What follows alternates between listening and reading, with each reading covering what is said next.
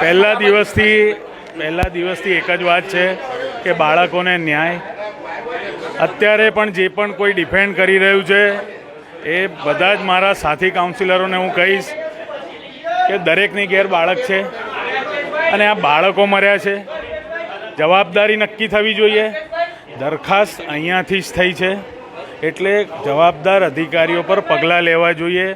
Seat બનાવીને જે પ્રમાણે આરોપીઓને પકડવામાં આવી રહ્યા છે એ પ્રમાણે અહીંયા પણ આરોપીઓ હાલમાં નોકરી કરી રહ્યા છે. બસ એ જ માંગ છે કે જે પણ કોઈ જવાબદાર અધિકારી હોય એના પર પગલાં ભરવા જોઈએ. અલ્ટિમેટમ આપ્યું છે આવતી સભા સુધીમાં કોર્પોરેશન માન્ય કમિશનરશ્રી પોતાની જવાબદારી નક્કી કરીને જવાબદાર અધિકારી પર પગલાં નહીં ભરે તો અમે પણ મારા સાથી કાઉન્સિલરો સાથે ફ્લોર પર બેસવાના છે. એ વાત ચોક્કસ છે. ત્યારે મારે ઉગ્ર થઈને એટલે કહેવું પડ્યું છે આ શાળા મારા વોર્ડની છે. મારા વોર્ડમાં સૌથી વધારે ક્ષતિ થઈ છે એટલે આ બાબતે પાર્ટી કરતાં પણ પ્રજા મોટી છે. આ પાર્ટીને પ્રજાએ મોટી કરી છે. આ પાર્ટીના સભ્યો સૌથી વધારે એટલે પ્રજા જ મોટી છે.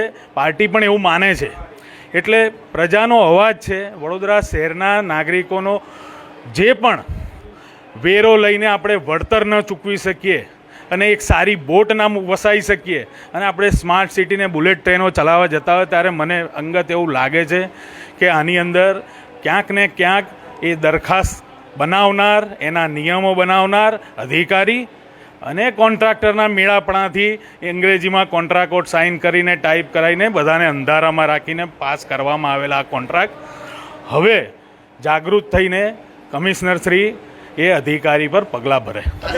સ્વાભાવિક છે કે આજે અહીંયા જે બી કંઈ પીપીપી મોડેલ પર આ બધું બની રહ્યું છે એમાં અત્યારનો જ ઉદાહરણ લેટેસ્ટ આપ મારા વોર્ડમાં જઈને જોઈ શકો છો કે ત્રિષા કન્સ્ટ્રક્શનના વિક્રમ ગુપ્તાને પાછલા 5 વર્ષથી મહામૂલી જમીન વોર્ડ 15માં આપી દેવામાં આવી છે.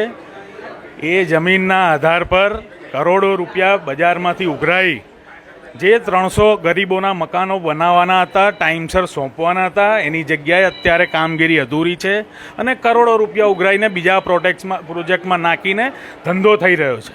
અને કોર્પોરેશનની જમીન આ રીતે મહામૂલી જમીન ફ્રીમાં આપણે આપી દીધી છે. એટલે આ પીપીપી મોડલ એ આ પ્રકારના ફાર્મ હાઉસમાં અધિકારીઓ સાથે ગોઠવણ થઈને આ બનતી એક પ્રકારનો મોટામાં મોટો ભ્રષ્ટાચાર છે. સ્પષ્ટતા છે.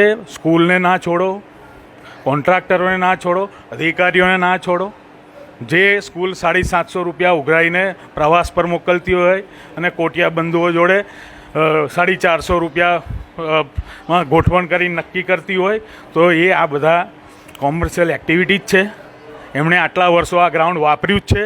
તો એ મેં આજે કમિશનરશ્રીને એ પણ કીધું છે કે આ ગ્રાઉન્ડ 40 વર્ષથી જો એ સ્કૂલ વાપરતી હોય તો એની પણ લાગત ભરાવવામાં આવે.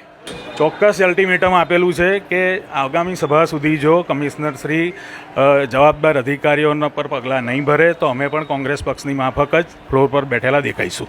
જ્યાં 100% કારણ કે આજથી 28 વર્ષ પહેલાં દુર્ઘટનામાં દહેરાદૂનની સ્કૂલના બાળક જ્યારે તળાવમાં ડૂબીને મર્યા હતા ત્યારે સુપ્રીમ કોર્ટનો ચુકાદો હતો અને તે સમયે આજથી 28 વર્ષ પહેલાં 5 લાખ રૂપિયા સ્કૂલ તરફથી આપ્યા હતા. 28 વર્ષ પહેલાં જ્યારે 5 લાખ રૂપિયા આપવામાં આવ્યા હોય તો આજના જમાના પ્રમાણે આ 6 લાખ ખરેખર ઓછા છે.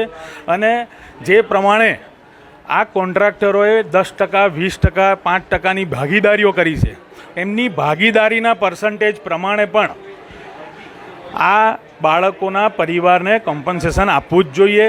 કરોડો રૂપિયા લઈને જ્યારે 5% ને 10%ની ભાગીદારી વધતી હોય, જ્યારે 4 જણ હતા ભાગીદાર 2015માં, ત્યારબાદ આ ભાઈએ પોતાની પ્રમાણે પણ આ બાળકોને કોમ્પન્સેશન ચૂકવવું જોઈએ. જવાબદારી એની પૂરેપૂરી છે કે બોટ જ્યારે પલટી જાય છે બોટનું સર્ટિફિકેટ, બોટના અંદર બેઠેલો માણસ એ સર્ટિફાઈડ છે કે કેમ એ બધું જ બેદરકારી પુરવાર કરે છે. એટલે બેદરકારી અહીંથી પણ થઈ છે અને અમે જ્યારે આ સંસ્થાના ટ્રસ્ટી છે ત્યારે બેદરકારી આ પ્રમાણેની ના ચલાવી લેવાય.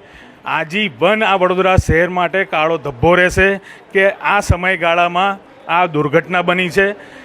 એટલે કદાચ એ વખતે અમે કશું ના કરી ગયા હોય જ્યારે સત્તામાં નહોતા, પણ અત્યારે એવો દાખલો બેસાડવો જોઈએ ફરીથી કોઈ પણ અધિકારી આ પ્રકારની ગેરવ્યાજબી દરખાસ્ત લાવવો ના જોઈએ અને કોઈ બાળકોના આ પ્રકારે જીવ ના જાય. એટલા માટે અમારી આ લડત છે અને એ ચાલુ રહેશે. એ માન્ય કમિશનરશ્રી નક્કી કરે અને માન્ય કલેક્ટરશ્રી અત્યારે તપાસ કરી રહ્યા છે, એટલે એ તપાસનો વિષય છે.